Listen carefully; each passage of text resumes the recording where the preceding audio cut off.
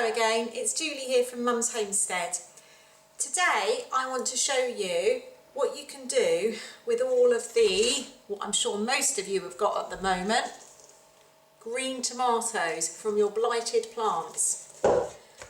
I've tried this recipe a few times and I've canned it before, and today I'm going to show you how to make a green tomato salsa. This one I'm doing it for the freezer. Because with blighted tomatoes, for instance, I don't know if you can see this one here, there's possibly is ever so slightly blighted. What I don't want to do is can that, because that could spoil. I mean, it shouldn't, but it could. I'm just going to cut the bits out. But yes, I'm sure most of you have got a huge amount of green tomatoes that are not going to be any good to sit on the side and ripen, because they will rot eventually because of the blight.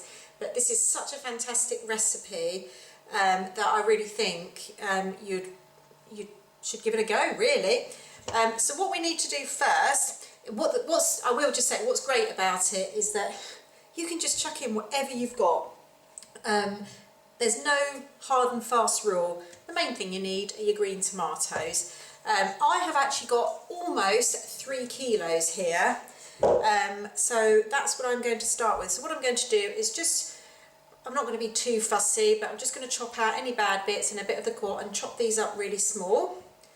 And the other ingredients that you need for this are chillies. I've just started to harvest some chillies, yay, finally. So these are my first 3 chillies. And I have got some more that I shop bought. I'm going to test it and see how many I need depending on the heat, but I may use all of these, we'll see. Again, it just depends on how hot you like it. Do it however you like it. I've got 2 onions in here. I've got a mixture again of I've got some spring onions that I had that needed to be used up, and a couple of onions. I've got about the juice of 3 lemons. Ideally it would be limes. I didn't have limes, so I'm putting lemon in. And then the herbs I'm going to put in is I've got some dried tarragon, some dried thyme and oregano. These are all from my herbs that I've dried previously.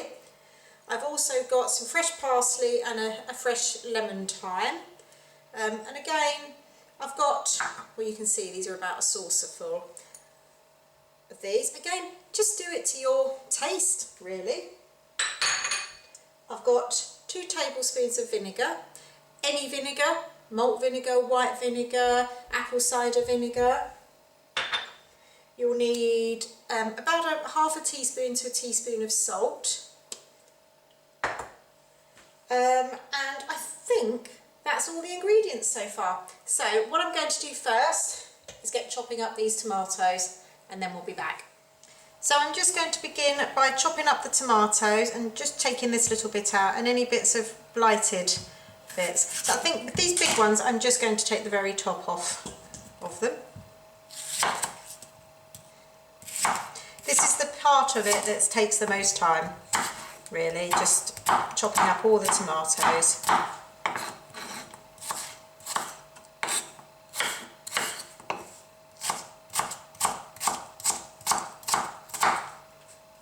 You want them into fairly small chunks there.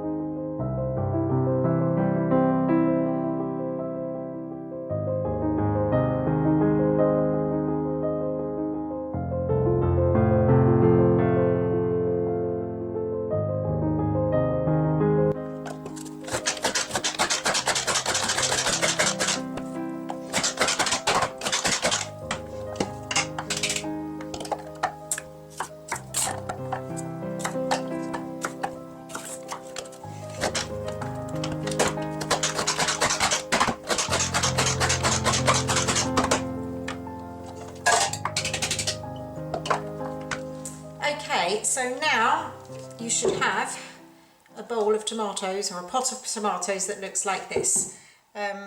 So they're roughly chopped. What they will do is give off quite a lot of liquid as time goes. We want to reduce that liquid. I've just used about 2.5 kilos in the end of this. Right, next, chillies. So I'm just going to chop these up finely and add it to the pot.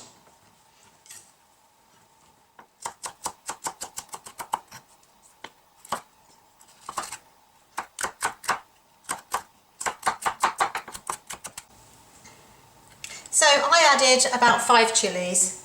Next are my 2 onions. Okay, so now we have got our 2 to 2.5 kilos of tomatoes.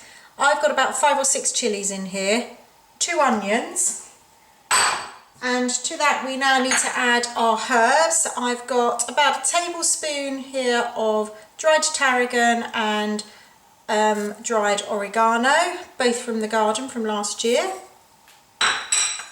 And then I've got some fresh parsley and fresh thyme, again they're from the garden this year.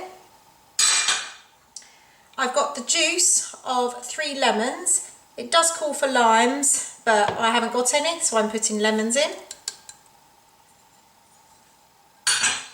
And I've got a couple of tablespoons of vinegar.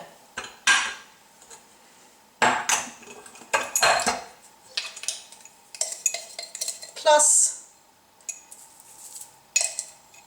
2 teaspoons of salt. Okay, so the other ingredient that it needs is garlic.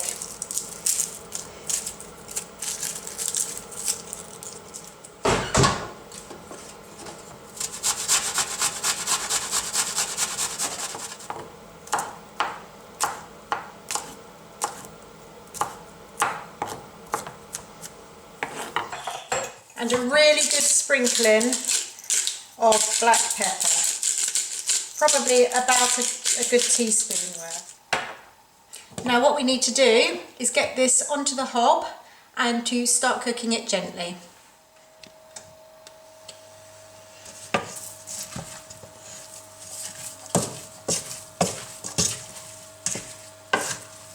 So I'm just mixing it all together and I'm going to slowly cook it.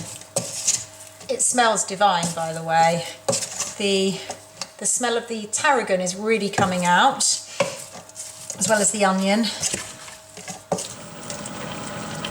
Okay, so I would say that this is about done now. I'm quite surprised actually. Usually it gives off a bit more liquid than this, but this time it didn't. It's possibly the variety of tomatoes I've used. I used a lot of the cherry ones, and even the plum ones, they were quite, they weren't fleshy, they were more meaty and not very sort of juicy, if you like.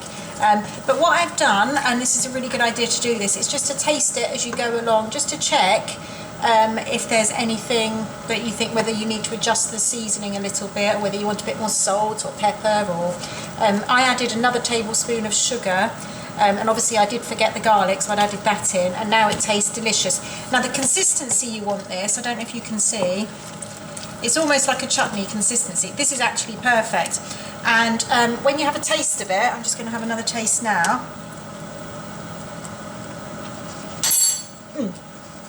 That's perfect, that's done, because you want it to still have a bit of bite left. You don't want it to cook, you're not making a tomato sauce, so you want it to still have a bit of crunch. So that's perfect. Okay, so what I'm going to do now is I use some of these, I don't know if you can see, the old sort of takeaway containers. They're perfect for keeping it in the freezer, and I'm just filling these up.